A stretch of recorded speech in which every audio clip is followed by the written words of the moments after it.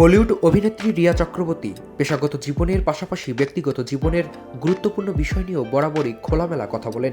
এবার মেয়েদের জীবনের অন্যতম গুরুত্বপূর্ণ সিদ্ধান্ত, বিশেষত মাতৃত্বের বিষয়টি নিয়ে মুখ খুললেন তিনি।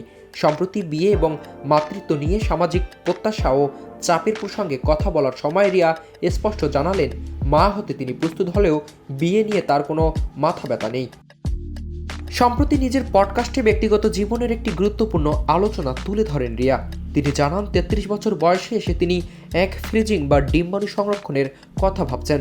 এ প্রসঙ্গে তিনি বলেন, আমার বয়স ৩৩ বছর।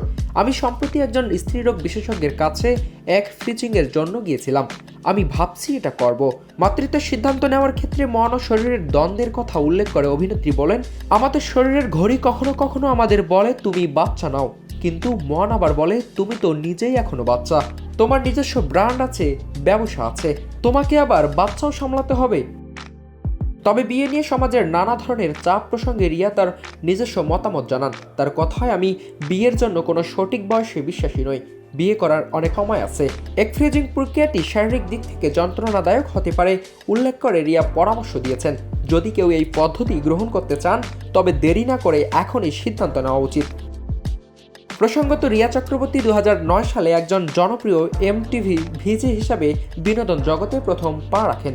ব্যক্তিগত জীবনে প্রয়াত অভিনেতা সুশান্ত সিং রাজপুতের সঙ্গে সম্পর্কের কারণে তিনি দীর্ঘ সময় ধরে আলোচনার কেন্দ্রে ছিলেন। বর্তমানে জীবনের নতুন অধ্যায়ের দিকে মনোযোগ দিচ্ছেন এই অভিনেত্রী।